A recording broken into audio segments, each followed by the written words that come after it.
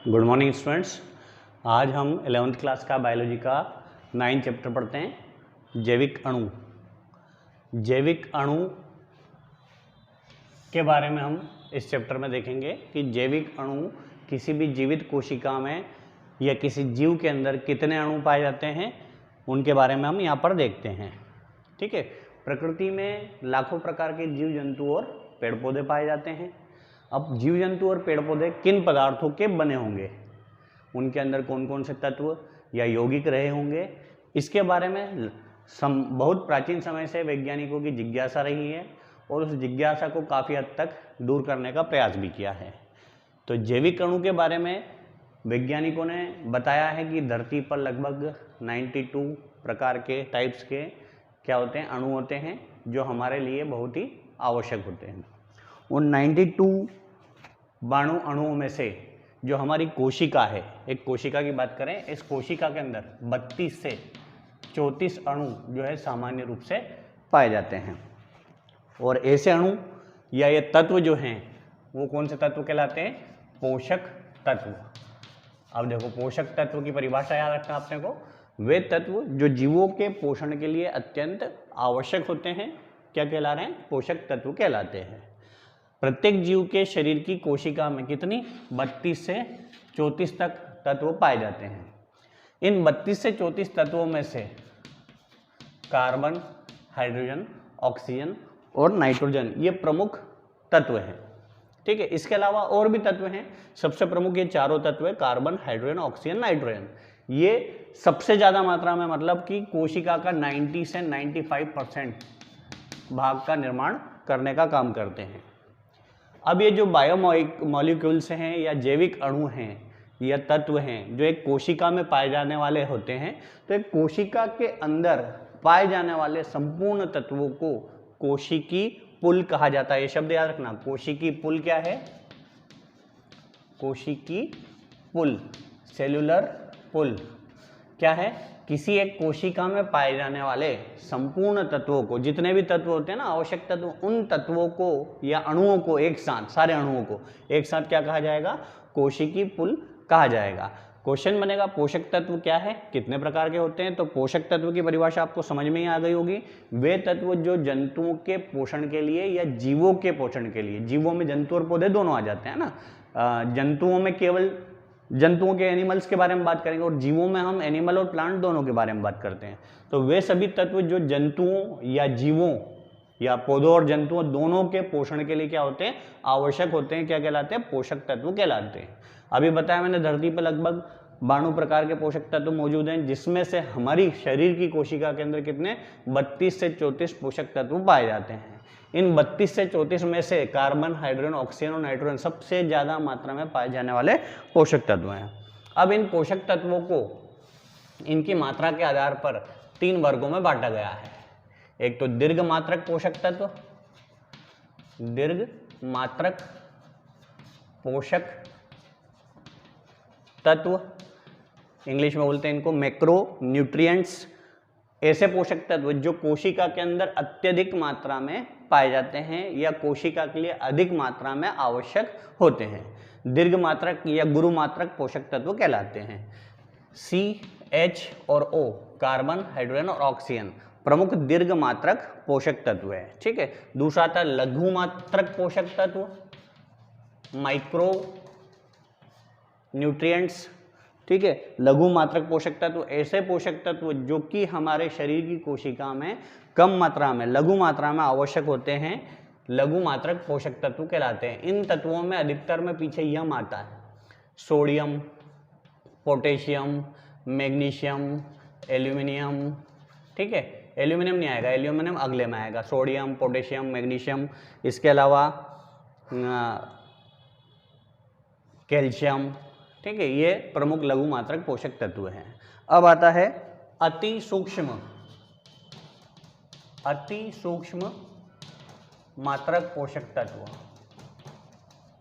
नाम से स्पष्ट हो गया, अति सूक्ष्म ऐसे पोषक तत्व जो हमारे शरीर की कोशिका में बहुत ही अल्प मात्रा में आवश्यक जरूर होते हैं, परंतु बहुत ही अल्प मात्रा में अति सूक्ष्म मात्रक पोषक तत्व कहलाते हैं। क्लोरीन, ब्रोमीन, आयोडीन, कोबाल्ट, ठीक है, निकल, इसके अलावा कॉपर, ठीक है, Cu, ये सब अति अल्प मात्रा में पाए जाने वाले पोषक तत्व हैं। तो सबसे पहला क्वेश्चन बना है पोषक तत्व क्या है, कितने प्रकार के होते हैं। तो वे सभी तत्व जो जीवों के पोषण के लिए अति आवश्यक होते हैं क्या कहलाते हैं, पोषक तत्व कहलाते हैं। इन पोषक तत्वों को कितनी श्रेणी में बांटा गया है, इन पोषक तत्वों को 3 श्रेणी में बांटा गया है, दीर्घ मात्रक, लघु मात्रक और अति लघु या अति सूक्ष्म मात्रक पोषक तत्व। इस लघु को सूक्ष्म मात्रक पोषक तत्व भी बोल सकते हैं, ठीक है। अब ये जो पोषक तत्व हैं इनकी प्रकृति के आधार पर इन तत्वों को 2 भागों में बांट दिया है। एक तो अकार्बनिक तत्व, नाम से स्पष्ट हो गया है, जिस पोषक तत्व या जिस तत्व के अंदर क्या ना हो, कार्बन ना हो, उसे क्या कहा जाएगा, अकार्बनिक तत्व। और दूसरे आते हैं कार्बनिक तत्व, ये भी नाम से पता चल गया है, जिन तत्वों के अंदर पर्याप्त मात्रा में क्या उपलब्ध हो, कार्बन, उन्हें क्या कहा जाता है, कार्बनिक तत्व कहा जाता है। अब ये अकार्बनिक तत्व और कार्बनिक तत्व जो है वो जीवों को, जैसे मनुष्य की बात करें तो मनुष्य को कहाँ से मिलता है, पौधों से, और पौधों को कहाँ से मिलते हैं सारे तत्व, मिट्टी से। मतलब कुल मिला के मिट्टी से ही हमारे जीवन की शुरुआत हुई और मिट्टी से ही में ही हमारा जीवन खत्म हुआ है। मतलब मिट्टी ही हमको बनाती और मिट्टी ही हमको नष्ट करती। शुरुआत हमारी सभ्यता, हमारी शिक्षा भी शुरुआत कहाँ से होती है, मिट्टी से। जब बच्चा चलने, घुटने से चलने लगता है, शुरुआत करता है, सबसे पहले मिट्टी उठा के वो खाना शुरू करता है। मतलब कुछ खाने की शुरुआत में भी काय से होती है, मिट्टी, कंकर, पत्थर से उसकी शुरुआत खाने की होती है। और आखिरी में जब मृत्यु आती है तो मृत्यु के बाद सबको अपने अपने धर्म के अनुसार मिट्टी में ही मिलाया जाता है। कोई जल कर मिलता है, कोई गड़ कर मिलता है, ठीक है, किसी को दफनाया जाता है, किसी को जलाया जाता है। तो मिट्टी से ही हमारा जीवन बनता है और मिट्टी में ही खत्म हो जाते हैं। मिट्टी से पौधों में और पौधों से जंतुओं तक ये पोषक तत्व पहुंचते हैं। अकार्बनिक पोषक तत्व में 2 आएंगे, एक तो जल और एक खनिज। 2 अकार्बनिक पोषक तत्वों के अंतर्गत आएंगे, ठीक है। और दूसरी बात करें हम कार्बनिक पोषक तत्व, इसमें प्रोटीन, कार्बोहाइड्रेट, वसा, विटामिन, एंजाइम, न्यूक्लिक अम्ल, ये सब कार्बनिक पोषक तत्व हैं या कार्बनिक तत्व हैं जिनमें क्या उपलब्ध है, पर्याप्त मात्रा में कार्बन। अब इन सारे पोषक तत्वों में सबसे पहले हम किसके बारे में पढ़ेंगे, जल के बारे में, कि जल के क्या महत्व है। सबसे पहले शुरुआत किससे करते हैं हम, जल से। जल एक अकार्बनिक और अति आवश्यक पोषक तत्व है। इसके महत्व को आप ध्यान से सुनते चलना, समझ में आते जाएंगे। जल के महत्व, ये प्रश्न बन जाएगा, जल के महत्व लिखिए। तो सबसे पहला महत्व है, शब्दों को याद रखना, जैव रासायनिक क्रिया। जल जो है जीवों के शरीर में या कोशिका के अंदर जितनी भी जैव रासायनिक क्रिया होती है, जैविक और रासायनिक क्रिया, उन जैव रासायनिक क्रिया में सबसे महत्वपूर्ण कारक के रूप में भूमिका निभाता है कौन, जल। बिना जल के कोई भी जैव रासायनिक क्रिया संभव नहीं है। जल के बारे में सुना होगा आपने, जल है तो कल है, जल ही जीवन है। बिना जल के जीव का जीवन संभव नहीं है। दूसरा इसका महत्व याद रखना, आवागमन। विभिन्न पदार्थों का जो आवागमन होता है, एक स्थान से दूसरे स्थान पर जो विभिन्न पदार्थ जाते हैं, उन विभिन्न पदार्थों के लिए अति आवश्यक कौन होता है, जल। बिना जल के किसी भी पदार्थ के आवागमन की क्रिया संभव नहीं है। तीसरा शब्द याद रखना, जीव द्रव्य। जीव द्रव्य, ठीक है। जीव द्रव्य क्या होता है, जीवों के अंदर या कोशिका के अंदर पाए जाने वाले द्रव्य को क्या कहा जाता है, जीव द्रव्य या कोशिका द्रव्य कहा जाता है। और कोशिका द्रव्य के निर्माण में केवल जल ही महत्वपूर्ण भूमिका निभाता है, क्योंकि जल के द्वारा ही सभी पदार्थों को कोशिका के अंदर कोशिका द्रव्य में इकट्ठा एकत्र करके रखा जाता है। तो बिना जल के जीव द्रव्य का निर्माण नहीं हो सकता है। अगला आता है ताप का नियंत्रण या ताप का नियमन। हमारे शरीर की जो कोशिका है, या केवल शरीर की बात करें तो हमारे शरीर का जो ताप है वो किसके द्वारा नियंत्रित होता है, पानी के द्वारा ही, जल के द्वारा ही नियंत्रित होता है। अगर जल नहीं होगा तो शरीर का ताप बढ़ जाएगा, और ताप बढ़ जाएगा तो क्या होगा, एक निश्चित समय के बाद ताप को सहने की क्षमता समाप्त हो जाती है, जिससे जीव की मृत्यु भी हो सकती है। पांचवी आती है स्फीति दशा, टर्जिडिटी। स्फीति दशा। अब स्फीति दशा क्या होता है, जैसे एक कोशिका या पिचकी हुई कोशिका है, अगर इसमें पानी भरा जाए अंतःपरासरण के द्वारा, ऑस्मोसिस के द्वारा, एंड ऑस्मोसिस के द्वारा, तो कोशिका फूल करके मोटी हो जाती है। फूल करके मोटा होना क्या कहलाता है, स्फीति होना कहलाता है। स्फीति होना मतलब कि फूलना कहलाता है। तो कोशिका की फूली हुई अवस्था किस पर निर्भर करती है, जल के ऊपर। तो जल का अगला महत्व है स्फीति दशा को बनाए रखना। छठा, अंकुरण। बीजों को जब हम बोते हैं तो बोने के बाद एक निश्चित समय तक बीज भूमि के अंदर क्या करता है, विभिन्न तत्वों का अवशोषण करता है, जिनमें सबसे महत्वपूर्ण तत्व कौन है, जल। जल का अवशोषण करता है और अवशोषण करके बीज जो है फूलना शुरू हो जाता है और एक समय के बाद जो है फट जाता है और यहाँ से अंकुरित होकर के दो रचनाओं का, मूलांकुर और प्रांकुर का निर्माण करता है। तो बीजों के अंकुरण में भी क्या है, जल अत्यधिक महत्वपूर्ण तत्व है। सातवां आता है उत्सर्जी पदार्थ। शरीर के अंदर, चाहे जंतु का शरीर हो चाहे पादप का शरीर है, शरीर के अंदर बनने वाले जितने भी अनावश्यक हानिकारक पदार्थ हैं, उन अनावश्यक हानिकारक पदार्थों को ही क्या बोलते हैं, उत्सर्जी पदार्थ। और बिना पानी की उत्सर्जी पदार्थ को शरीर से बाहर निकालना संभव नहीं है। तो उत्सर्जी पदार्थ को शरीर से बाहर निकालना। आठवां आता है O2 का निर्माण। जल का सूत्र आपको पता ही है, H2O। इसी में कौन छिपा हुआ है, O छुपा हुआ है। O2 का निर्माण कैसे होता है, जल और कार्बन डाइऑक्साइड CO2 और जल दोनों मिलकर के कौन सी क्रिया करते हैं, जल्दी से लिख दो नीचे इनबॉक्स में, कोई भी एक लिख दो। CO2 और जल मिलकर के कौन सी क्रिया करते हैं, फटाफट लिख देना, मैं बता नहीं रहा हूँ। जो वो क्रिया करते हैं उस क्रिया के फलस्वरूप ATP के रूप में ऊर्जा बनती है। इसके अलावा ऑक्सीजन गैस मुक्त होती है। तो ऑक्सीजन के निर्माण में भी जल जो है मुख्य भूमिका निभाता है। ठीक है, वेरी गुड बेटा। प्रकाश संश्लेषण सही लिखा है, किसने लिखा है, प्रकाश संश्लेषण। ये दोनों मिलकर के कौन सी क्रिया करते हैं, प्रकाश संश्लेषण की क्रिया करते हैं, जिसके फलस्वरूप किसका निर्माण होता है, O2 का निर्माण, ऑक्सीजन का निर्माण होता है। आखिरी आता है नवा, गतियाँ।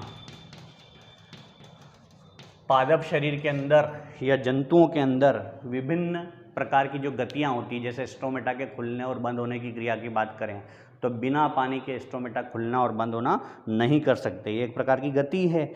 और इसके अलावा पत्तियों का मुरझाना और पत्तियों का सीधा टाइट होना, ये भी किस पर निर्भर करता है, जल पर ही निर्भर करता है। तो विभिन्न प्रकार की गतियाँ किसके द्वारा हो रही हैं, जल के द्वारा ही। तो ये जल के क्या हो गए, महत्व हो गए। अब जल के महत्व के बाद आते हैं जल के भौतिक गुण। वे गुण जिन्हें हम देख करके, सूंघ करके या चख करके महसूस कर सकते हैं, उन्हें भौतिक गुण कहा जा रहा है। अब भौतिक गुण में सबसे पहला गुण है, जल जो है रंगहीन होता है, मतलब इसका कोई रंग नहीं होता है, बिना रंग का होता है, जिसमें मिला दो उसके जैसा। गाना सुना होगा, पानी रे पानी तेरा रंग कैसा, है ना। तो रंग नहीं होता, रंगहीन होता है। गंधहीन होता है, कभी खुशबू सूंघ के देख लेना, उसमें खुशबू भी नहीं आएगी। और स्वादहीन होता है, मतलब कोई स्वाद भी नहीं होता उसमें। तो पहला भौतिक गुण हो गया, जल कैसा है, रंगहीन है, गंधहीन है और स्वादहीन होता है। दूसरा भौतिक गुण होता है कि 0 डिग्री C पर जम जाता है और 100 डिग्री C पर उबल जाता है। मतलब इसका हिमांक कितना है, 0 डिग्री C, और क्वथनांक कितना है, 100 डिग्री C। दूसरा है, तीसरा डाल दिया मैंने गलती से नंबर। तो इसका जल का हिमांक, मतलब जिस ताप पर जल जम जाता है उसे 0 डिग्री C ताप या हिमांक, और जिस पर उबलने लगता है उसको क्वथनांक 100 डिग्री C कहा जाता है। अगला है तीसरा, जल जो है ऊष्मा और विद्युत का, किसका, ऊष्मा और विद्युत का कुचालक होता है।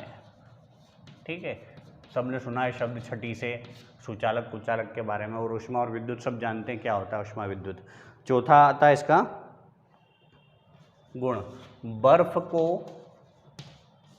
बर्फ को अगर हम पिघलाएंगे तो उसका आयतन कम हो जाएगा।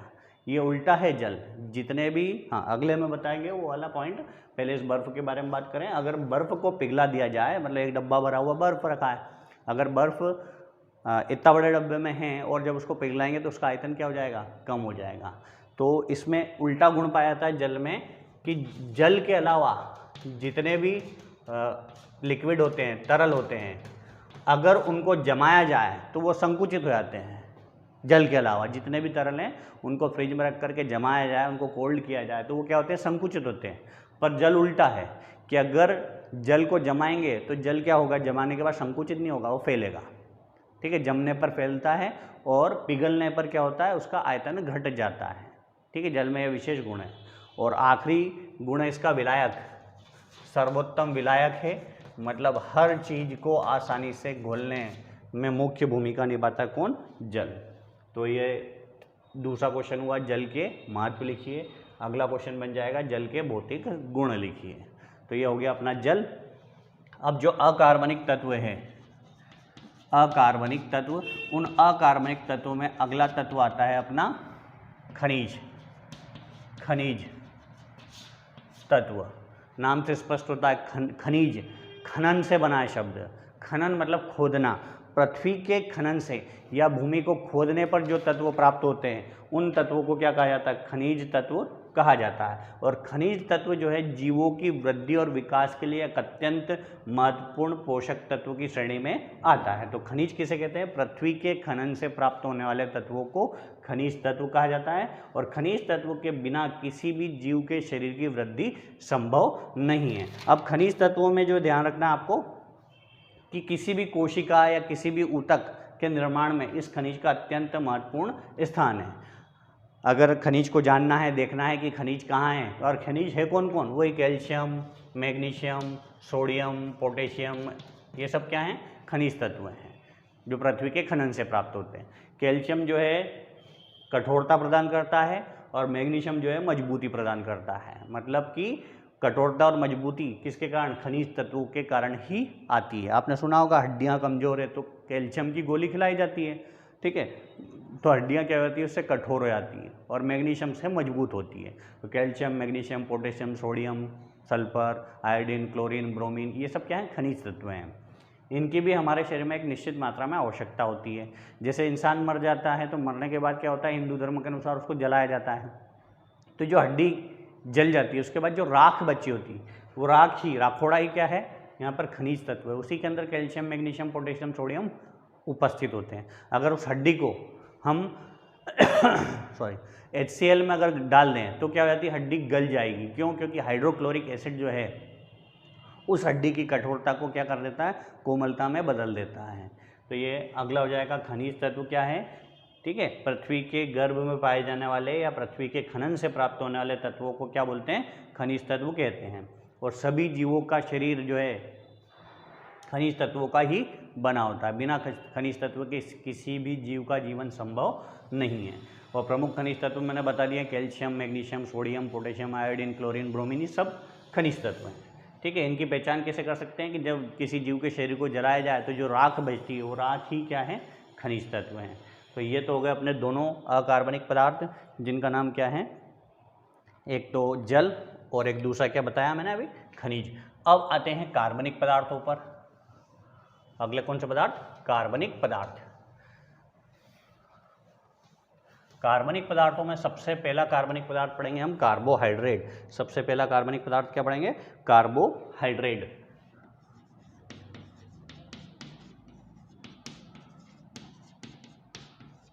या इसको कार्बन के हाइड्रेट्स भी बोल सकते हैं। क्या बोल सकते हैं इसको, कार्बन के हाइड्रेट्स। कार्बन के हाइड्रेट्स, या इसको एक और नाम दिया है हाइड्रेटेड कार्बन। Hydrated carbon. ठीक है, याद रखना, कार्बोहाइड्रेट या कार्बन के हाइड्रेट्स या हाइड्रेटेड कार्बन। कार्बोहाइड्रेट हमारे सभी जीवों की कोशिका में पाए जाने वाला सबसे प्रमुख जटिल कार्बनिक यौगिक है। क्या है, जटिल कार्बनिक यौगिक है, जो मुख्य रूप से 3 तत्व कार्बन, हाइड्रोजन और ऑक्सीजन के 1:2:1 में मिलने से बना होता है। कार्बन, हाइड्रोजन और ऑक्सीजन के कितना अनुपात, 1:2:1 में मिलने से बनता है। इसके सामान्य सूत्र की बात करें तो इसका सामान्य सूत्र है CxH2O Y। ठीक है, CxH2O इसका सामान्य सूत्र है। हमारे शरीर को जितनी ऊर्जा की आवश्यकता होती है उस ऊर्जा का लगभग 55 से 75% ऊर्जा जो है किसके माध्यम से प्राप्त होती है? कार्बोहाइड्रेट के माध्यम से प्राप्त होती है। आलू की बात करें, चावल की बात करें, गेहूं की बात करें, ठीक है, उसमें मुख्य रूप से शकरकंद, आलू, गेहूं, चावल, इनमें मुख्य रूप से कौन पाया जाता है? कार्बोहाइड्रेट पाया जाता है। अब कार्बोहाइड्रेट की परिभाषा को लिखें अगर, तो कार्बोहाइड्रेट एक जटिल कार्बनिक यौगिक है जो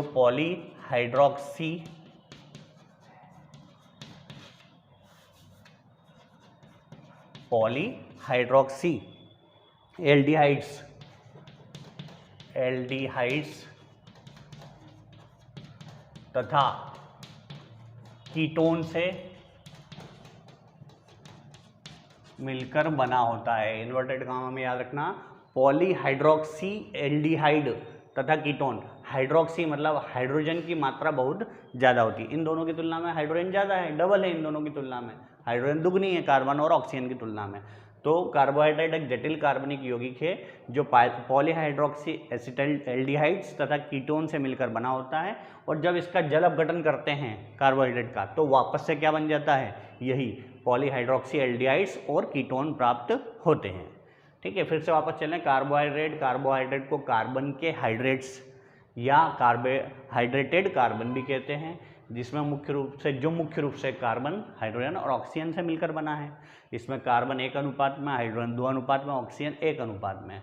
मतलब जो जल के अंदर अनुपात रहता है H2O, वही अनुपात है कार्बोहाइड्रेट के अंदर H और O का।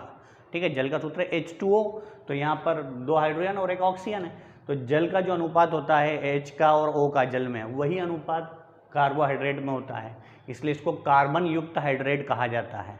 मतलब है तो हाइड्रेट है जल, उसमें क्या जोड़ दिया है? कार्बन जोड़ दिया, इसलिए इसको कार्बोहाइड्रेट या कार्बनिक हाइड्रेट या कार्बन के हाइड्रेट या हाइड्रेटेड कार्बन कहा जाता है।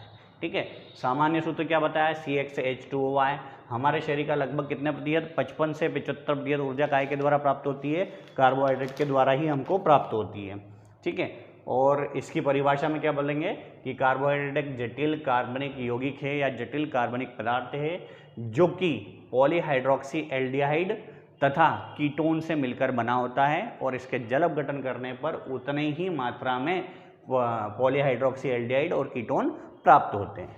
ठीक है, अब ये जो हमारे शरीर में स्टार्च के रूप में, सेल्यूलोज के रूप में और ग्लूकोज के रूप में संचित होता है कौन? कार्बोहाइड्रेट। अब बात करेंगे हम कार्बोहाइड्रेट के प्रकार की। ठीक है, शर्करा के रूप में भी होता है, पॉलीसेकेराइड के रूप में भी होता है। इसके प्रकार की बात करते हैं किसके? कार्बोहाइड्रेट के।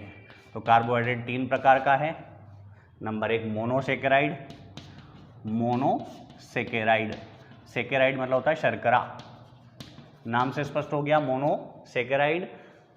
ऐसा कार्बोहाइड्रेट जो केवल कितना है? एक सेकेराइड के द्वारा या एक अणु सेकेराइड के द्वारा बना होता है, क्या कहलाता है? मोनोसेकेराइड कहलाता है। मोनोसेकेराइड के उदाहरण याद रखना अपने को, ग्लूकोज, पेंटोज और ट्राइओज। ये सब क्या है? मोनोसेकेराइड। एक अणु पॉलीसेकेराइड या सेकेराइड के द्वारा बना होता है। दूसरा ओलिगोसेकेराइड,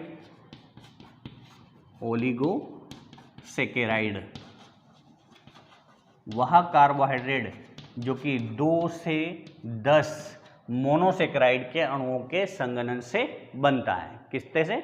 2 से 10 मोनोसेकेराइड के अणुओं के संघनन से बनता है। क्या कहलाता है? ओलिगोसेकेराइड कहलाता है। माल्टोज और लैक्टोज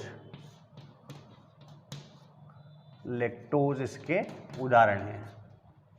और आखिरी आता है पॉलीसेकेराइड। पॉली मतलब होता है बहुत सारे सेकेराइड्स के संघनन से, बहुत सारे आप कह सकते हैं कि 10 से 1000 तक, कितने तक? 1000 तक, 10 से 1000 मोनोसेकेराइड अणुओं के संघनन से बना हुआ कार्बोहाइड्रेट क्या कहलाता है? पॉलीसेकेराइड कहलाता है। और पॉलीसेकेराइड का उदाहरण याद रखना, स्टार्च और ग्लाइकोजन। ये दो प्रमुख क्या हैं, पॉलीसेकेराइड हैं। तो कार्बोहाइड्रेट क्या ये हो गया, उसके प्रकार हो गए। अब आते हैं कार्बोहाइड्रेट के कार्य। ठीक है, क्वेश्चन बनेगा कार्बोहाइड्रेट क्या है, इसके प्रकार और कार्य लिखिए। तो कार्बोहाइड्रेट के प्रमुख कार्य है, नंबर 1 ऊर्जा देना। जो कार्बोहाइड्रेट है, याद रखना, आप कुछ भी खाओगे कार्बोहाइड्रेट, कोई सा भी कार्बोहाइड्रेट खाओगे तो वो आखिरी में पच करके ग्लूकोज में बदल जाता है। हम खाते हैं ना, तो खाने के बाद उसको पचाते हैं, तो पचा हुआ भोजन काय में बदल जाता है, आखिरी में ग्लूकोज में। कुछ भी खा लो XYZ, खाने के बाद वो काय में बदला जाएगा, ग्लूकोज में। और ग्लूकोज हमारे शरीर में किस रूप में संचित होता है, ग्लाइकोजन के रूप में। जब भी आवश्यकता पड़ती है तो ये ग्लाइकोजन जो है हमारे शरीर को, ग्लाइकोजन जो है अपघटित हो जाता है और अपघटित होकर के ऊर्जा मुक्त करता है ATP के रूप में। तो आवश्यकता पड़ने पर क्या देने का काम करता है, ऊर्जा देने का, ऊर्जा के निर्माण में मदद करता है। दूसरा आनुवांशिक पदार्थ, चूँकि हमारे शरीर का 55 से 75% जो है ऊर्जा देने का काम इसी के द्वारा होता है और शरीर का अधिकांश भाग इसी के द्वारा बना होता है।